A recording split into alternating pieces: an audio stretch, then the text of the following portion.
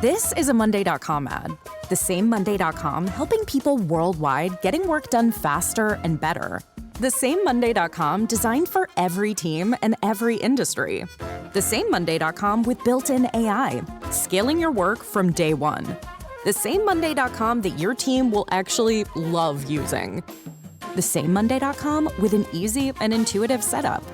Go to Monday.com and try it for free. Yes, the same Monday.com. Ryan Reynolds here from Mint Mobile. I don't know if you knew this, but anyone can get the same premium wireless for $15 a month plan that I've been enjoying. It's not just for celebrities. So do like I did and have one of your assistants switch you to Mint Mobile today. I'm told it's super easy to do at mintmobile.com/switch. Upfront payment of $45 for 3-month plan, equivalent to $15 per month required. Intro rate first 3 months only, then full price plan options available. Taxes and fees extra. See full terms at mintmobile.com. The grill is shot. The chairs are held together by Optimism. And what happened to the rug? Sounds like your outdoor setup is not ready for patio season. Fix it all with Wayfair. Shop Wayfair for grills, rugs, furniture, and more. With 20 million 5-star reviews, room of choice delivery, and expert setup on qualifying orders, it's never been easier to do more for less. Get 10% off your first eligible purchase. Hurry to wayfair.com or download the app now. Wayfair, every style, every home.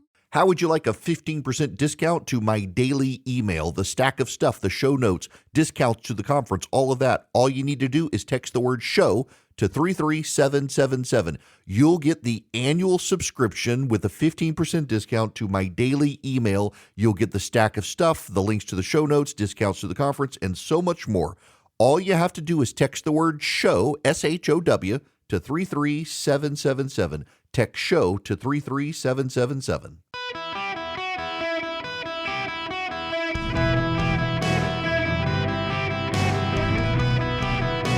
Welcome to the Eric Erickson Show podcast, Hour 2. Hello, America. It is Eric Erickson here. 877-973-7425 is the phone number if you want to be on the program. If you text show to 33777, you can get tickets to the Not Safe for Radio show.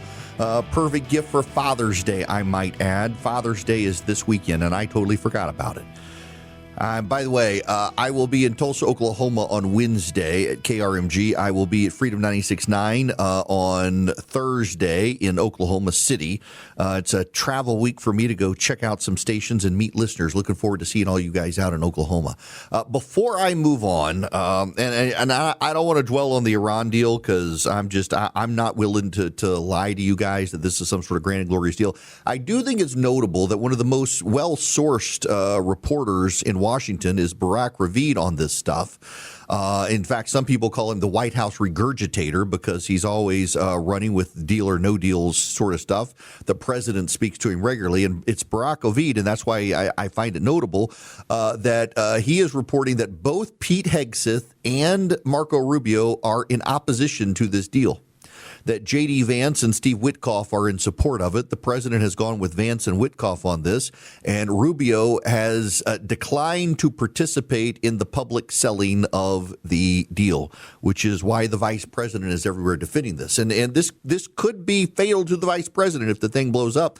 In fact, there are multiple reports from White House adjacent sources that they're trying to urge the president to refer to it as the Vance deal and not the Trump deal. In case things go south, the president has some distance from it, which kind of tells you how much confidence they have in the Iranians. And Ivan, I want to take your phone call before I move on. Welcome to the show. How are you?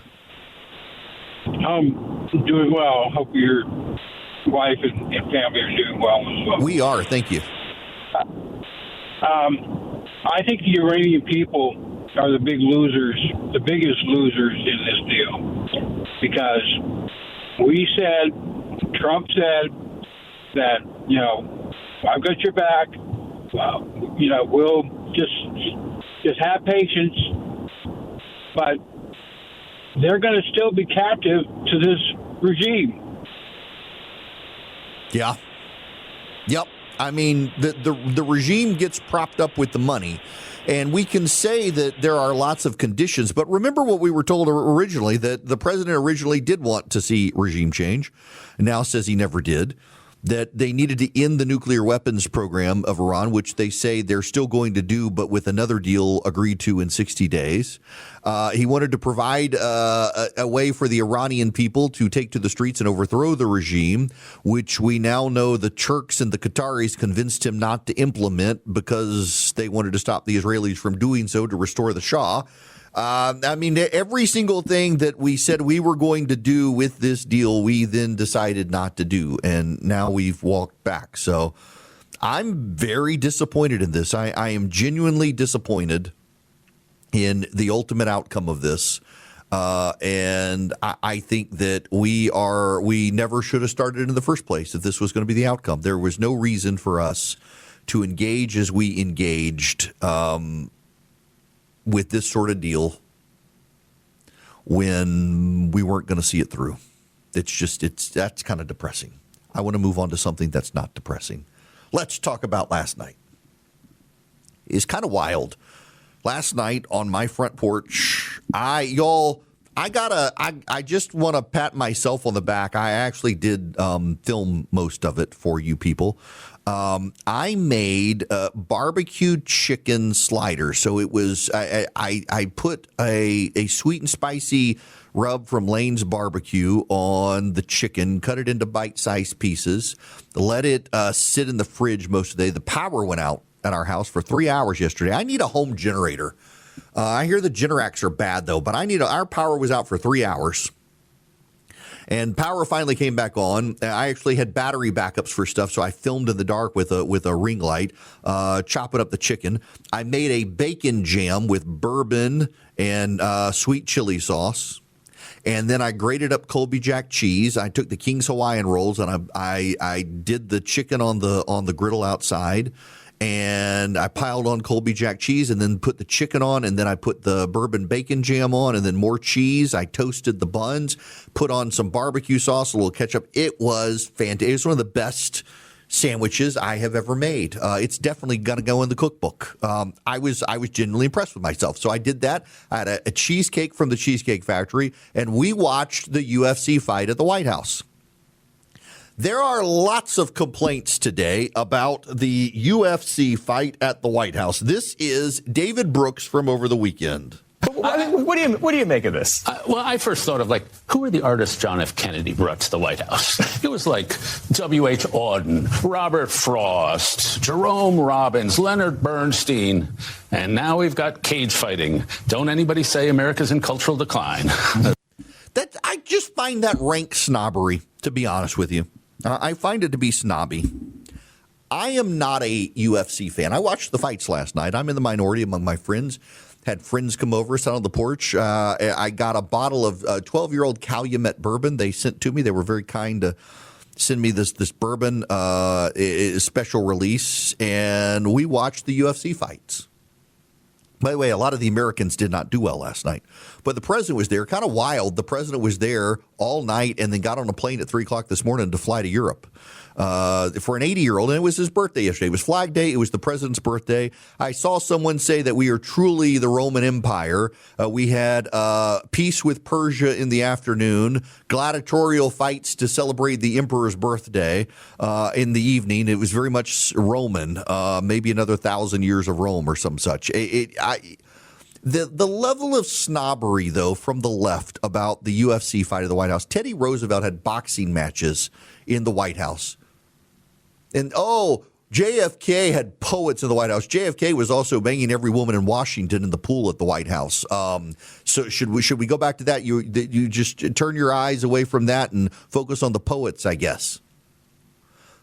The UFC is supported by millions of Americans. They like it. They watch it. It is lowbrow entertainment, but it's mass popular culture entertainment for a lot of Americans. A lot of Americans like wrestling, too. I'm personally with St. Augustine that I don't see how it's edifying to watch men beat the mess out of each other. I'm not sure we need to do it, but I am in the minority in this. Know when you're in the minority, even when you think you're right. So my friends came over and we watched it, and the spectacle was actually super pro-America. They had Ronald Reagan talking about the Stars and Stripes. I hope the mute button caught my sneeze. We had Ronald Reagan clips talking about the Stars and Stripes. We had montages of Washington crossing the Delaware. We had montages of Teddy Roosevelt and his boxing ring in the White House. All these sorts of things animated and brought to life, and it was super pro-America. And the left decided to counter-program, and I'm not going to play you the left's counter-programming, and I'm not going to do it because it was that bad. Y'all, it was horrific. The counter-programming for you had these, I mean, for the people who've controlled culture, you know what it reminded me of? The left's counter-programming to last night's UFC fight reminded me of the right-wing halftime shows from the Super Bowl, where it's so bad, the actors are and the musicians are all washed up past their prime, and everyone on in your tribe is cheering it on as if this is the greatest thing ever. Where were you when Julia Roberts took the stage to lament she can't watch the news at night? Oh, it was so fantastic. Where were you when Kid Rock did a rendition of that song that he used to do, and you skipped, what's his name at the Super Bowl? Bad Bunny at the Super Bowl. Oh, my gosh, it was so... No, it was lame, and it was terrible programming. Last night was terrible programming. You know what the legitimate criticism of last night's White House event was? And it's a real legitimate criticism. You had to subscribe to Paramount Plus. This was an event held on the White House lawn for the American people, and only people with one obscure streaming service got to watch it. Most people aren't subscribed to Paramount Plus. Most Americans were cut out of what turned out to be a very pro-America event. I have Paramount Plus. My sister in Tennessee is like, I don't even know how to get Paramount Plus. My parents are visiting my sister and brother-in-law in Tennessee, and my sister's like, I don't even know how to get this for them to watch it. So they watched hockey. God bless the Hurricanes, boo. But, I mean, at least you kept Canada from having one, Stanley Cup. But the whole thing last night, and now there's this. This is from NBC News. This is NBC's own polling. How proud are you to be an American? The very proud and extremely proud number is 56%. The not very proud and no pride, 21%. But let's look at it by party. 90% of Republicans say they are extremely or very proud to be an American. Only 29% of Democrats say they are extremely or very proud to be an American. The patriotism gap is huge. And by the way, for those of you who say, well, if it was a Democrat at the White House, the numbers would be reversed. No, because we have historic Gallup polling going back to the 1950s. Pride in the nation by Republicans rarely dips below 85%. In fact, the lowest was when Barack Obama was president into his second term, and Republicans still had 85% support for and pride in being an American, and the Democrats only hover around 50%. It's now down to 29%. Why? Because for Republicans, loving your country is separate from who's in charge. For Democrats, it's all about power. And this is a problem for Democrats as they head into the midterm elections. Harry Itten on CNN has the data. It is not good for the Democrats. So what are the warning signs here? Yeah, I think the warning sign is this. Democrats have an edge, but compared to what we see historically, it's really not that big of a lead. I mean, just take a look here. Okay, this is Congress National June polls, Dem leads, and this is NBC News, midterm years with the GOP press. Look at this. They're up by 5 points, but that's half the lead they had back in 2018 when it was 10 points, and less than half the lead they had back in 2006 with 11 points when Democrats took back the House in both of those years. And now the Democratic lead is on a single hand. 1, 2, 3, 4, 5 points. And it's this type of lead where you say, you know what, Democrats are ahead, but don't count your chickens just quite yet. Yeah. Why? Because they don't love America. They have the Nazi in Maine, the weirdo in Texas, the al-Qaeda associate in New Jersey, the terrorist sympathizer in Michigan. These are the people the Democrats are elevating, people who hate America. And it's on display as well in the sports media. This is a conversation with Christine Brennan. She is the sports writer who in 2020, when college football came back, lamented that college football was going to get these players killed with COVID and how horrible it was that the SEC was allowing football players to play football out in open-air stadiums in the sunshine. Listen to this conversation on CNN. That is so fun. That's the flip side of the conversation we were just having, is that these tourists are still coming, the ones who can. can, certainly Europeans, people who love soccer way more than the United States. It's been a part of their lives for ever. Where for us, as Coy was saying, it's a newer game on the women's and men's side. And so that I've looked at those tweets from him. Just he's having a delight, and Americans are loving that too. And I saw some conversation, Wolf and Pamela, about how the rest of the world is looking at the United States and feeling that we are it's a foreboding image and that we are inhospitable. And here is a German tourist and others as well now on social media saying, no, the Americans are great. So what a shame that that's the image that the world has, many have of us, but how wonderful, again, that sports can bring people here and show people that the United States and the South is welcoming a German tourist in a way we would never have anticipated. The South is welcoming a German tourist in a way we never would have anticipated. Only the snobs and elites who roll their eyes at a UFC match at the White House could say something like that the South, much to our surprise and delight, are welcoming a tourist. Have you never been to the South? Have you never taken a road trip? I forget who pointed it out the other day. There's a great quote that if you want to hate America, watch the news, and if you want to love America, drive across the country. The tourists are driving across the country and falling in love with it. Maybe the snob elites on TV need to drive across the country and realize how awesome we are. Come down to the South, folks. We're actually super nice down here. You can even go to New England and find a lot of nice people up there outside of New York City. Across the country, Americans are awesome. The only people who don't seem to know it are the commentators, particularly sports commentators in America, who've gone super left. This is a Monday.com ad. The same Monday.com helping people worldwide getting work done faster and better. The same Monday.com designed for every team and every industry. The same Monday.com with built-in AI, scaling your work from day one. The same Monday.com that your team will actually love using. The same Monday.com with an easy and intuitive setup. Go to Monday.com and try it for free. Yes, the same Monday.com. Hello, welcome. It is Eric Erickson here, 877-973-7425. Should you wish to be on the program, would love to have you be on the program. We got way more stuff we got to talk about. I do need to briefly mention the dynamics here with the primary in Georgia tomorrow. We talked about the sex scandal in Oklahoma's 1st Congressional District. Let's talk about in Georgia. The governor in Georgia yesterday surprised everybody, came out with an endorsement for Burt Jones, the lieutenant governor, and then Donald Trump came out with an endorsement for Mike Collins, which everybody kind of expected him. I think the big surprise was he waited so long. I'm not sure that either endorsement has massive impact with the election on Tuesday, tomorrow, with the late Sunday endorsement. But they got it out there on the record. Those of you in Georgia, keep in mind the election is tomorrow. Rural Georgia voters have not been turning out. Metro Atlanta voters have been. My friend John F. Kennedy is running for lieutenant governor. Great longtime friend. Know him well. He would be a great guy for lieutenant governor in Georgia. Please vote for John. I'm with the governor on Derek Dooley for the U.S. Senate race. And people keep asking me why I'm not staking out a position. I like Burt Jones. I know Burt Jones gave me a nice box of cigars a while back. I don't have anything against Rick Jackson either. And I think policy wise, we're going to get basically the same from either guy. And I like them both. I'm not gonna weigh in on the governor's race. The others, I've got strongly held opinions on these two. Take your pick. I think you can't go wrong with either one. I think I will say this.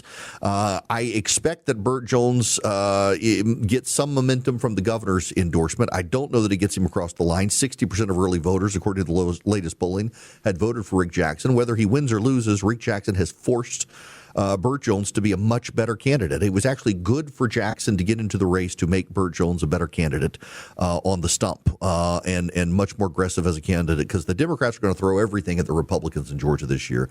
Absolutely everything. They are going to throw the kitchen sink at us because they are desperate to win. Text ENGAGE to 33777. Get my list of votes in Georgia. ENGAGE to 33777. Now, let me tell you about Incogni, because they want to help you online get your information information off the data broker websites. They are now over 500 sites reached out to by them. 340 or so sites have gotten in compliance, and they're following up with the other slightly less than 200 of them.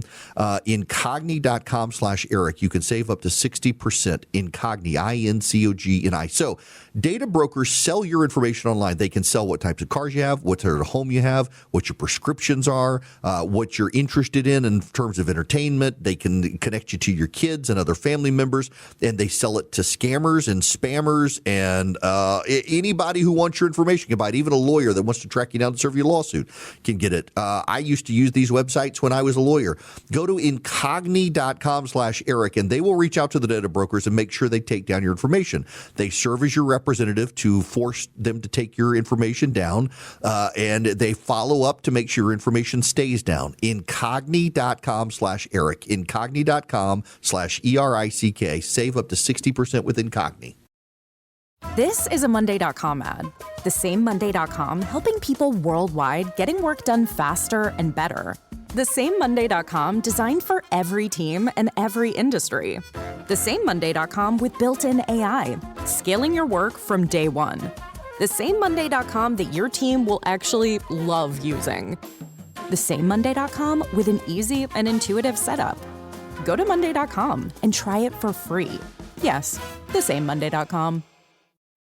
Hello and welcome. It is Eric Erickson here. The phone number is 877-973-7425. Should you wish to be on the program, I would be very, very happy to have you. Now, I want to go to Jim's phone call. Welcome, Jim. How are you? I'm fine. I hope you're doing well, too, especially your whole family. Thank you. Good. Well, you're welcome. This David Brooks remark is the kind of thing that drives a lot of us insane. And David Brooks generally knows better, but this time he really dropped the ball. If he'd done his homework, he would have easily found out that John F. Kennedy was not some super highbrow guy. His favorite author, which he made no bones about, was Ian Fleming, the guy who wrote the James Bond series. And that's fine. And I did a Google search to confirm this, and it said, yeah, he did claim there was one hoity-toity book, the type of writing I don't care for, that he did like. Stendhal was the author. More about that another day. But David, I think all of this comes from a lot of the people who tried to build up the image of the Kennedy brief administration as being very Tony and highbrow. I remember seeing a picture of Kennedy in tuxedo listening to Pablo Casals, the great cellist, in the White House, and looking very, very smart as he was doing it. And comments about him, well, the White House hasn't seen this array of art and literature and history since Thomas Jefferson were here. And one historian said, what are they talking about? He likes Ian Fleming. There's no indication, or very little, that he was a real highbrow reader. Right. In fairness, his wife was noticed as being pretty highbrow, and she could sit down with noted literary critics and have intelligent discussions. But that's not the same as him doing it. So, David, do your homework, buddy. Yep. Yeah, look, that's a great point, Jim. And, and again, too, just the why are we having the Hicks and the Rubes at the White House sort of thing? I find it just deeply offensive that we're attacking the White House for allowing people to come to the White House and enjoy watching the UFC. It's not my thing either. But you know what? The Biden White House had a transgender party, pride party on Easter, where they had men who pretended to be women showing their breasts. And we're supposed to be offended at this White House? Why? Why are we supposed to be offended at this White House for doing something like that? I have no idea why we have to be upset at this White House for this, of all things. Just enjoy it. If you don't enjoy it, you don't have to watch it. Most people couldn't watch it because it was a UFC thing. So that meant it was on Paramount Plus, and I got it, but most people don't, and I see no reason to be somehow super offended at the fact that the president did something that catered to a large population of Americans that just isn't you. I don't care that the president did this, and I'm just kind of annoyed at the number of people who are so worked up about it that they can't have a rational conversation. You know, you could do the alternate programming, and the alternate programming was absolutely dreadful. It's actually kind of wild to me to realize just how dreadful the alternate programming was, given the number of people who for so long have claimed that they have some sort of monopoly on cultural content, and it was so dreadfully bad.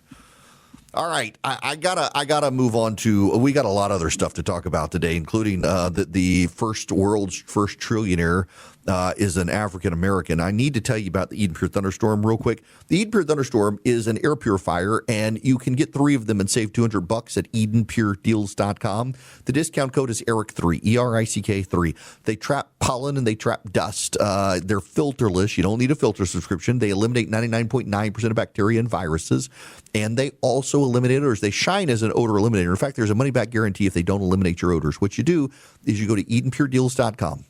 EdenPureDeals.com. The discount code is ERIC3, ERICK3 at EdenPureDeals.com. You get 3 of them. You save $200. See the site for details on the money-back guarantee. Get one for upstairs, downstairs, your travel bag, your RV. They plug in with a USB cord. They also can plug into the power outlet, and they will wipe out odors. They generate ozone, acts as odor bleach, and it just wipes out the odor. So go to EdenPureDeals.com. The discount code ERIC, ERICK, the number 3, no space, and get 3 of them, save $200. I want to talk about something that happened this weekend that doesn't affect a lot of you, except a lot of you need to know about it. In terms of esoteric conversations, this is probably one of the most esoteric conversations you're going to have me talk about on radio. And many of you are going to say, what's the deal? But I need you to know what happened. And I very seriously, you need to understand what's working its way through the church community in this country. This weekend, there was a conference, the War for Normal Conference.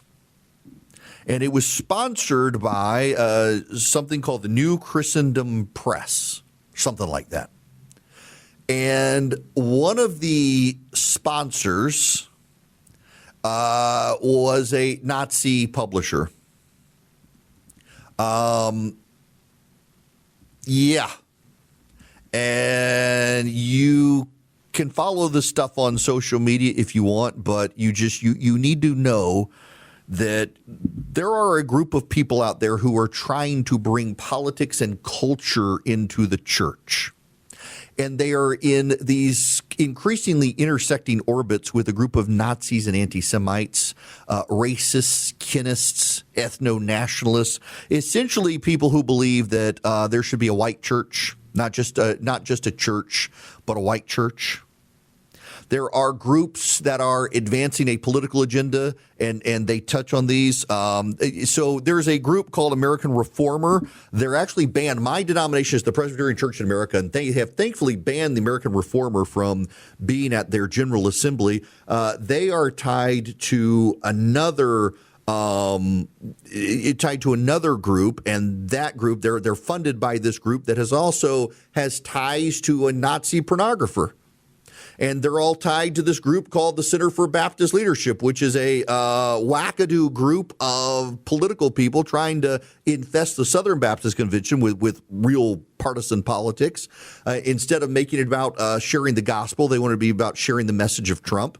And now you've got this group out in Ogden, Utah, that some churches have cut ties with. Others are willing to say, oh, clearly they didn't know about that. They let the Nazi publisher sponsor the conference, and the Nazi publisher brought copies of Hitler's greatest speeches and tarot cards to sell at the event. A supposed Christian publication, people. A supposed Christian publication. Absolutely wild to me that we are seeing this happen in real time around America. We're seeing the white nationalists. We're seeing the Kinnists. The Kinnists essentially believe that you should have a white church and you should have a black church, and neither should intermingle. They're roundly denounced, by the way, by a lot of denominations now. There's a resolution going around. A lot of churches are passing denouncing anti-Semitism and Kinnism and stuff. And yet these guys, even in my own denomination, the Presbyterian Church in America, there are a growing number of mostly young men, and a lot of them from the north, and they move south. They're not from the south natively, which is an interesting phenomenon. And they are embracing racism. They are embracing white nationalism. They are embracing Kinnism, and they are embracing ideas anathema to Scripture, and they're wrapping it in biblical language. And many of them, this is ultimately what it gets to, and this is what you need to be aware of. Many of these people wish to affect culture. They believe culture has gone too far left. And what they wish to do is move culture back to the right. What's so notable about that is that the shift in culture is a byproduct of the gospel. It is not the product of the gospel. These people are trying to wield the gospel message and faith to transform churches into political operations for contemporary American politics. And in some cases, they are embracing Nazis, neo-Nazi ideology, and people adjacent to them. And a very funny thing is happening when all of it gets exposed. They're like, I can't believe the Nazis were in the room with me the whole time. I'm not a Nazi. I just hate the Jews and think that white people shouldn't have black people in their churches and some such. It's wild to watch this stuff. And then the politicization of the Center for Baptist Leadership people going into the SBC. They tried to take a resolution and turn it into a resolution about the assassination of Charlie Kirk. It was a actual gospel-centered religious resolution, and they wanted to turn it into a specific political message about the assassination of Charlie Kirk. No one in the room supported what happened to Charlie Kirk, but they wanted to turn a resolution into something explicitly into a political project in the church. And this is why all these people are ultimately going to fail, is they're trying to wield the gospel as a political message, and they're trying to use it as a cudgel against anyone whose politics they don't share. And it's very wild now to see these people who for years attacked guys like Tim Keller and other pastors for daring to have conversations with people on the left, who are now willing to intermingle with Nazis and saying, well, we're not the Nazis, but we have to engage with them. Those guys are the libs because they engage with liberals. It's all guilt by association until you associate with the Nazis. They're like, no, you can't do guilt by association. I realize that for a lot of you, you're like, Erickson, what's the deal here? I see where this is headed. There are an increasing number of young people, particularly young men, who are intermingling their politics and religion so much that they're actually shaping their faith by their politics instead of shaping their politics by their faith. And what these mostly young men and some women are doing is they're trying to use the Bible and Scripture and church to shift American culture to the right. And if you're asking me what's wrong with that, here's what's wrong with that. That's not the purpose of the Bible and Scripture and church. The purpose of the Bible and Scripture and church is to share the gospel, to save souls for eternity, not for temporal American politics. And if you're using the church to shape American politics instead of using the church to share the message of Christ, you are doing religion, theology, and Christianity wrong. And a lot of these guys are trying to wield it for politics. It reminds me in the Scripture, there's the story of Simon the sorcerer. Simon the sorcerer, he sees the miracles performed by the apostles, and he wants that power too. The problem with Simon the sorcerer in Scripture is that he doesn't want what the apostles wield to call people to faith. He wants it to be powerful and shape the community around him. And these people are very much like Simon the sorcerer. They want the words of the gospel, but they twist what they actually mean to be part of a political project. And so in Utah this weekend, there was a supposedly Christian conference called the War for Normal. And this War for Normal invited in Nazis, allowed them to sponsor the conference.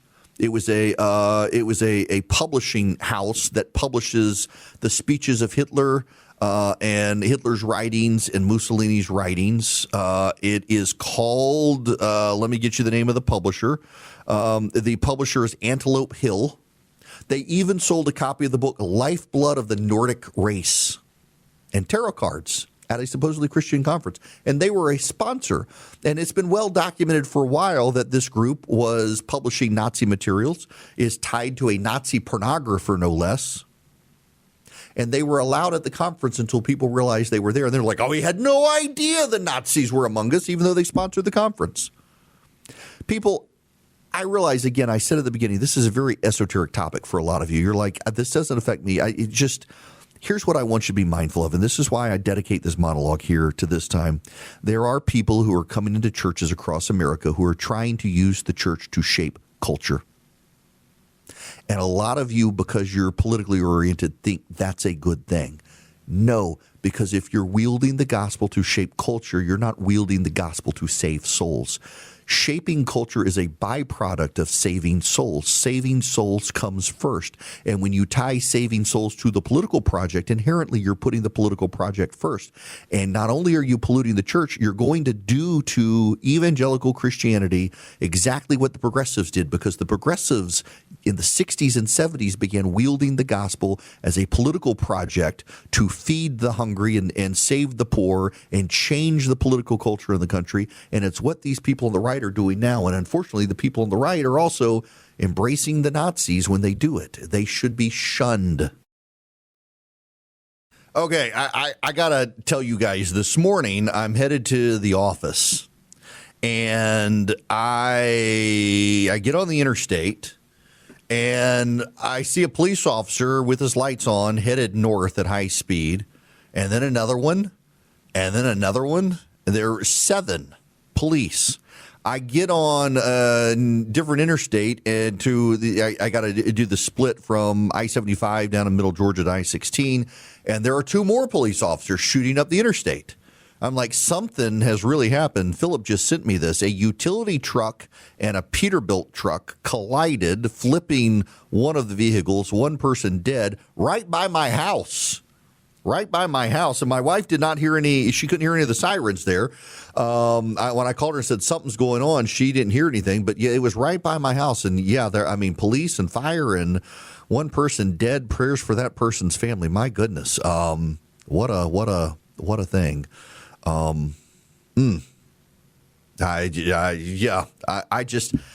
I don't know. Those kind of stories creep me out. Like the somebody left for work this morning and they're not coming home tonight because they were in a car wreck. And according to the sheriff, Robert Jackson, 36, was driving a Chevrolet GMT 3500 utility truck, killed when he collided with a Peterbilt 358 commercial vehicle. Jackson was trying to avoid crashing into a red sedan waiting to turn on a road, entered oncoming traffic in hopes of avoiding a crash with the sedan, and the opposite lane of traffic was the Peterbilt truck. Oof, terrible stuff. Terrible stuff. Okay, we gotta move on. We got lots and lots of stuff to talk about when we come back, including Elon Musk, the first African American immigrant trillionaire. on planet Earth, and the left is upset about it. But first, I got to tell you about Swiss America because they'd love to start a relationship with you. If you're interested in precious metal investing, precious metal IRAs, they can get you set up. If you want to buy gold coins from them, I bought gold coins from them. If you want to find out about the secret war on cash, you can do that too at SwissAmerica.com/Eric. SwissAmerica.com/ERICK. Sign up with Swiss America today, and they will get you started on precious metal investing, precious metal IRA. They can give you all the latest news on commodity prices, precious metals, how the situation in the Middle East is playing out. By the way, the stock market loves the news right now. Oil prices are starting to go down. They'll even give you the report, The Secret War on Cash, and it will be completely free. All you have to do is go to SwissAmerica.com/Eric, SwissAmerica.com/ERICK. Fill out the form, if nothing else, SwissAmerica.com/Eric. Fill out the form. You'll get the report completely free on the secret war on cash and how the government is trying to steer you towards plastic so they can monitor and control your spending. SwissAmerica.com/Eric.